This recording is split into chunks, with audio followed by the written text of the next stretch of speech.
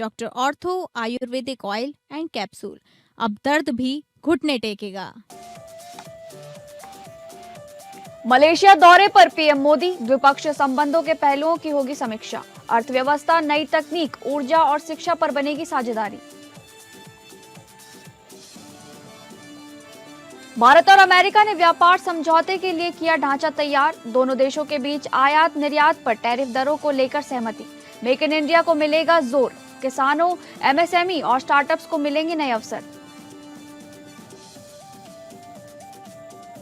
Chinese मांझे मामले पर सीएम योगी ने दिखाई सख्ती। कहा, चाइनीज मांझे से होने वाली मौतें अब मानी जाएंगी हत्या। पूरे राज्य में छापेमारी करने का निर्देश। चाइनीज मांझे की बिक्री और खरीद पर रोक। केंद्र ने फिर सराहा धामी सरकार का good governance model. 264 crore fund किए मंजूर।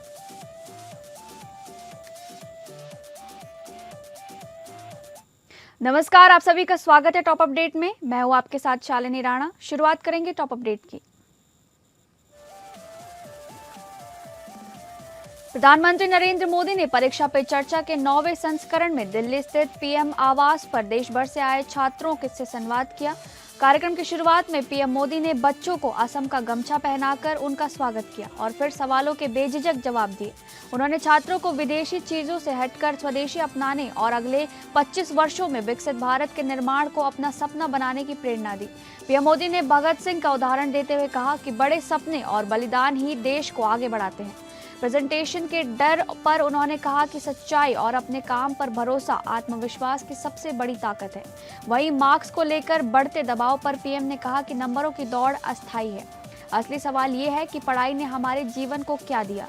उन्होंने छात्रों से सीखने, सोचने और समाज के लिए कुछ करने पर फोकस करने का आह्वान किया।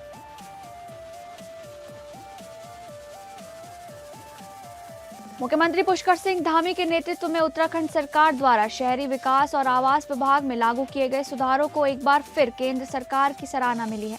केंद्रीय आवास एवं शहरी विकास मंत्रालय ने रिफॉर्म आधारित योजना के तहत राज्य को 264.5 करोड़ रुपए की प्रोत्साहन राशि स्वीकृत की है।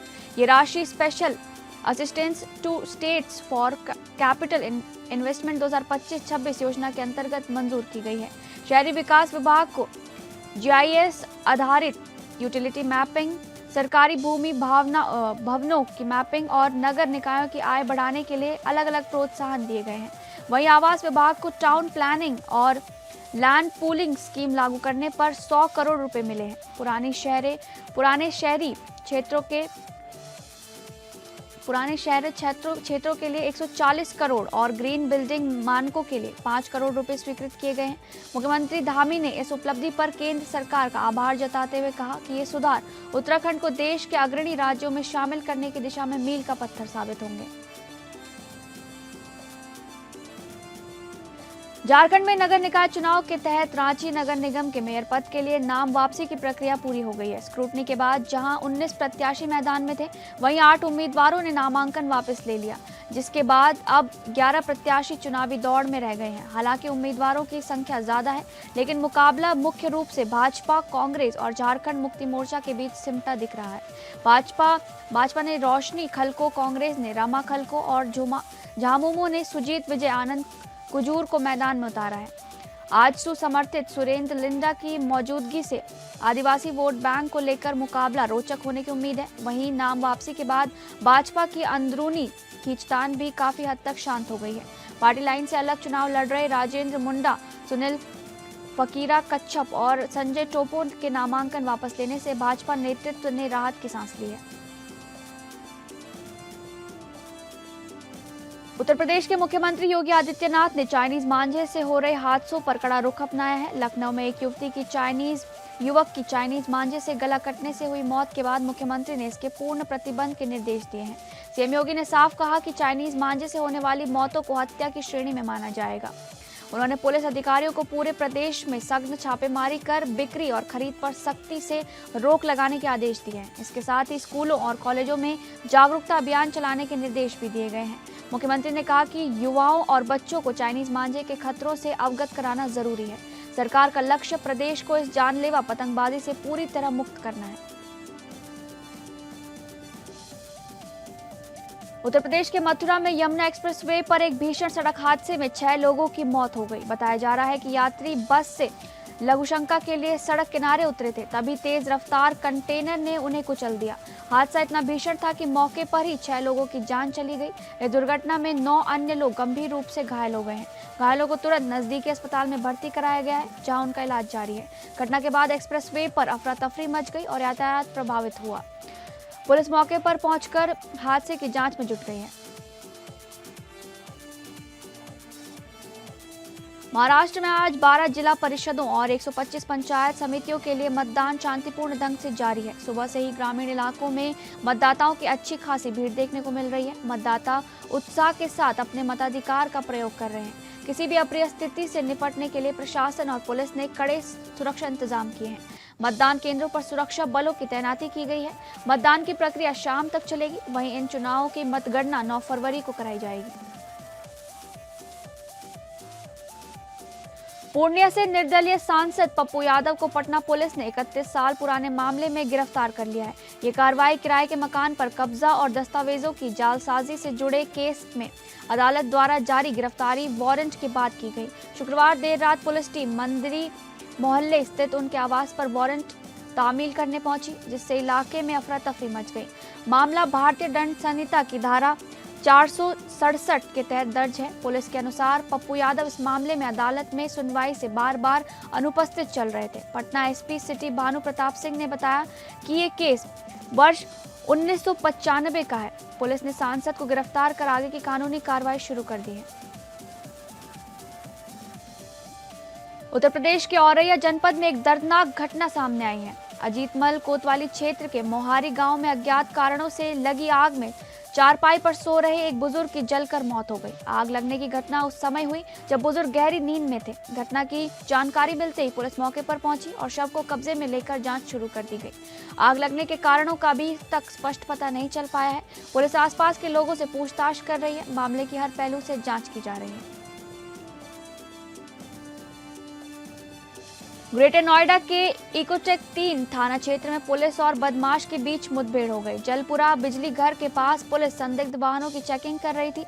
इसी दौरान एक वाहन को रोकने का इशारा किया गया, लेकिन बदमाश नहीं रुका और पुलिस पर फायरिंग कर दी। पुलिस ने जवाबी कार्रवाई की, जिसमें बदमाश के पैर में गोली लग गई। घायल बदमाश की पहचान संजीव उर्फ सनी के रूप में हुई है। पुलिस के मुताबिक संजीव पर 27 से अधिक आपराधिक मुकदमे दर्ज हैं। मौके से एक तमंचा और जिंदा कारतूस बरामद कर पुलिस आगे की कार्रवाई में जुटी है।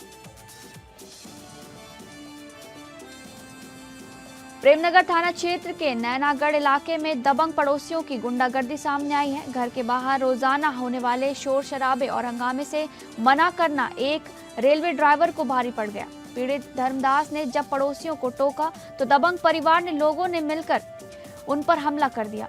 लात घूंसों से की गई पिटाई में रेलवे ड्राइवर को गंभीर चोटें आई हैं। पूरी मारपीट की घटना मोहल्ले में लगे सीसीटीवी कैमरे में कैद हो गई। इसका वीडियो सोशल मीडिया पर वायरल हो रहा है। पीड़ित की शिकायत पर पुलिस आरोपियों के खिलाफ कार्रवाई करते हुए उनकी तलाश में जुटी है। हल्द्वानी के गौलापार अंतर्राष्ट्रीय क्रिकेट स्टेडियम में आयोजित ईवीसीएल क्रिकेट लीग के नाम पर बड़े फर्जीवाड़े का पुलिस ने खुलासा किया है। एसएसपी नैनीताल मंजुनाथ टीसी ने प्रेस कॉन्फ्रेंस में बताया कि आरोपी विकास ढाका को काठगोदाम पुलिस ने गिरफ्तार कर लिया है। आरोपी ने टीम मालिकों और पूर्व विधायक नारायण पाल सहित कुल 32 लाख रुपए की ठगी की थी।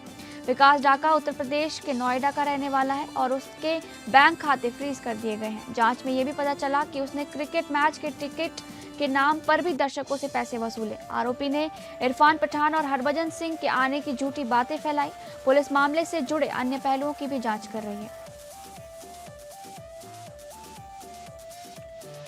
उत्तर प्रदेश के मुरादाबाद में मुख्यमंत्री सामूहिक विवाह योजना में भ्रष्टाचार का मामला सामने आया है, जिसके बाद जिलाधिकारी ने जांच के आदेश दिए हैं।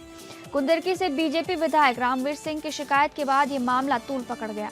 आरोप है कि नव विवाहित जोड़ों को पूरा सामान नहीं दिया गया और कुछ अपात्र जोड़ों को लाभ लिया गया। जनपद स्तरीय अधिकारियों की कमेटी ने 1600 जोड़ों में से 37 अपात्र जोड़ों की पुष्टि की। मुंडा पांडे ब्लॉक में सबसे ज्यादा 34 अपात्र जोड़े पाए गए, जबकि शहर और अन्य ब्लॉकों में 1-2 मामले थे। लाभार्थियों को अब सामान दिया जा रहा है और सत्यापन में लापरवाही करने वाले अधिकारियों के खिलाफ सख्त कार्रवाई की जाएगी। समाज कल्याण राज्य मंत्री असीम अरुण ने पूरे मामले का संज्ञान लिया है।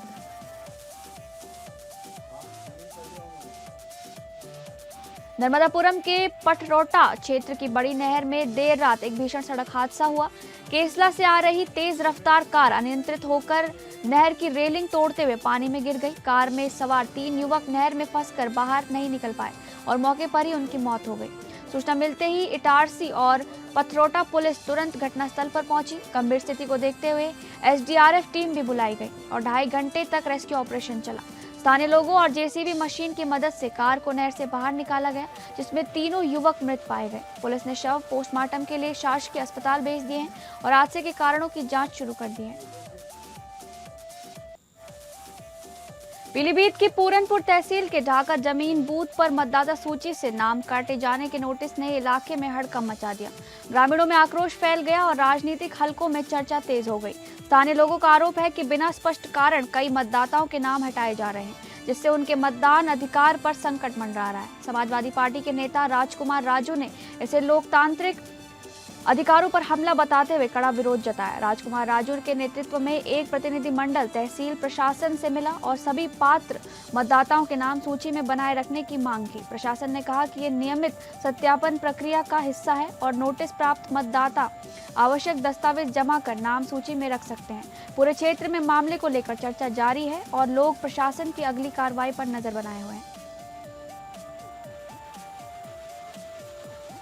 प्रतापगढ़ के डेहलूपुर थाना क्षेत्र के गजेहेडा जंगल में एक बड़ी लूट की वारदात सामने आई है। सुबह करीब 7 बजे 3 अज्ञात बदमाशों ने सराफा व्यापारी से 9,60,000 नगद और 3 किलो चांदी लूट ली। पुलिस अधीक्षक दीपक भूकर तुरंत घटनास्थल पर पहुंचे और मामले की जांच शुरू कर दी। प्रारंभिक जानकारी के अनुसार कुल लूट की रकम लगभग 18 लाख रुपए बताई जा रही है। बदमाश घटना के बाद फरार हो गए और उनकी तलाश जारी है। पुलिस ने आसपास के इलाकों में चेकिंग बढ़ा दी है। मामले की गंभीरता को देखते हुए पुलिस टीम हर संभव सुराग जुटाने में लगी हुई है। रायबरेली के गदागंज थाना क्षेत्र के मखदूमपुर गांव में जन सुविधा केंद्र के संचालक से लूट की वारदात सामने आई है। कार सवार 4 बदमाशों ने घटना को अंजाम दिया और मौके से फरार हो गए। सूचना मिलने पर पुलिस तुरंत घटनास्थल पर पहुंची और जांच पड़ताल में जुट गई। आसपास लगे सीसीटीवी कैमरों की फुटेज की भी पुलिस जांच कर रही है। प्रारंभिक जांच में बदमाशों की पहचान और मार्ग का पता लगाने की कोशिश की जा रही है। ग्रामीणों ने पुलिस को घटना की पूरी जानकारी दी है। पुलिस ने मामले को गंभीरता से लेते हुए अपराधियों को जल्द पकड़ने का आश्वासन दिया है। रुड़की के मंगलौर क्षेत्र के घोसीपुरा गांव में 2 पक्षों के बीच टकराव के दौरान जमकर लाठी डंडे चले, जिसमें 2 लोग गंभीर रूप से घायल हो गए। शुक्रवार की सुबह हाकम अपने खेत में काम कर रहा था, तभी पुराने विवाद को लेकर दूसरे पक्ष के लोग वहां पहुंचे और उस पर हमला कर दिया। मारपीट में हाकम के साथ साथ उनके परिवार के सदस्य दिलशाद भी घायल हो गए। ग्रामीणों की सूचना पर मंगलौर कोतवाली पुलिस तुरंत मौके पर पहुंची और हालात को नियंत्रण में किया गया। पुलिस ने घायलों को सरकारी अस्पताल भिजवाया, जहां हाकम की गंभीर स्थिति को देखते हुए उन्हें हायर सेंटर रेफर किया गया। दिलशाद का उपचार रुड़की के सरकारी अस्पताल में जारी है। पुलिस पूरे मामले की गहनता से जांच कर रही है और तहरीर मिलने पर कानूनी कार्रवाई करेगी।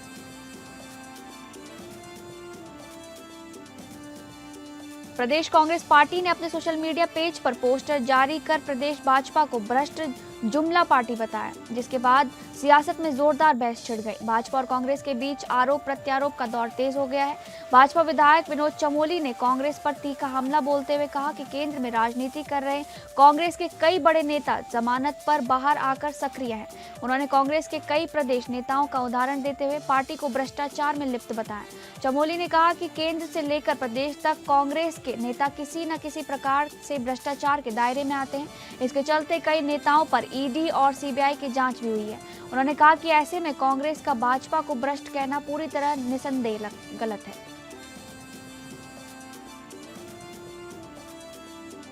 हरदोई के सुरसा थाना क्षेत्र के डोलिया तिराहे पर एक भीषण सड़क हादसा हुआ। तेज रफ्तार डंपर ने सामने से बाइक को टक्कर मार दी। हादसे में बाइक सवार भाई बहन और उनकी मौसी की मौके पर ही मौत हो गई। मृतकों की पहचान आदर्श अवस्थी 20 वर्ष, उनकी बहन मधु अवस्थी 22 वर्ष और मौसी कामिनी पांडे 42 के रूप में हुई है। आदर्श अपनी बहन को CTET परीक्षा दिलाने जा रहा था। घटना के बाद मौके पर अफरा तफरी मच गई और ग्रामीण डर गए। पुलिस ने डंपर को कब्जे में लिया है और चालक की तलाश में जुटी हुई है। रायबरेली में अराजक तत्वों ने मंत्री दिनेश प्रताप सिंह के बैनर और पोस्टरों पर काली पोत दी। पोस्टरों में मंत्री के चेहरे पर गद्दार लिखा गया। विवादित पोस्टर और बैनर शहर भर में लगाए गए, जिसमें राहुल गांधी को लेकर भड़काऊ सामग्री भी शामिल थी। मंत्री ने अपने फेसबुक अकाउंट पर भी वही पोस्ट साझा किया था। पोस्टरों में गद्दार कौन और नकली गांधी श्री राहुल गांधी जैसे संदेश लिखे गए थे। इस घटना ने पूरे शहर में चर्चा और विरोध का माहौल बना दिया। प्रशासन ने मामले की जांच शुरू कर दी है और दोषियों की पहचान की कोशिश की जा रही है। ICC men's T20 world cup 2026 आज से भारत और श्रीलंका में शुरू हो रहा है। पहले दिन 3 मुकाबले होंगे, जिनमें भारत और अमेरिका की टक्कर भी शामिल है। भारतीय टीम इस बार सूर्य कुमार यादव की कप्तानी में खिताब का मजबूत दावेदार मानी जा रही है। अब तक कोई भी मेजबान देश T20 वर्ल्ड कप नहीं जीत सका है और कोई टीम खिताब डिफेंड नहीं कर पाई। टूर्नामेंट में 20 टीमें हिस्सा ले रही हैं, लेकिन खिलाड़ियों के साथ साथ ऑफ फील्ड राजनीति और विवादों ने भी सुर्खियां बटोरी हैं। बांग्लादेश सुरक्षा और IPL विवाद के चलते भारत में खेलने से इनकार कर चुका है। इसके समर्थन में पाकिस्तान ने भारत के खिलाफ मैच का बहिष्कार करने की घोषणा की है, जिसे पाकिस्तान के प्रधानमंत्री शहबाज शरीफ ने सही ठहराया। वैभव सूर्यवंशी ने 2026 अंडर 19 वर्ल्ड कप फाइनल में इंग्लैंड के खिलाफ 175 रन की तूफानी पारी खेलकर क्रिकेट जगत को चौंका दिया। 14 साल की उम्र में कई घरेलू, यूथ और IPL रिकॉर्ड तोड़ने के बावजूद वह ICC के न्यूनतम उम्र नियम के कारण सीनियर भारतीय टीम में नहीं खेल सकते। फाइनल में वैभव ने 80 गेंदों पर 175 रन बनाए, जिसमें 15 छक्के शामिल थे और उनका स्ट्राइक रेट शानदार रहा।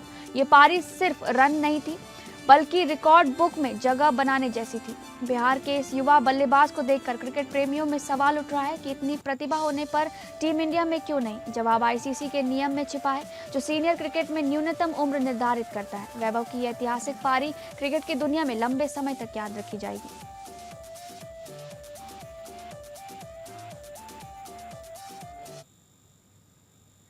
फिलहाल टॉप अपडेट में बस इतना ही। नमस्कार।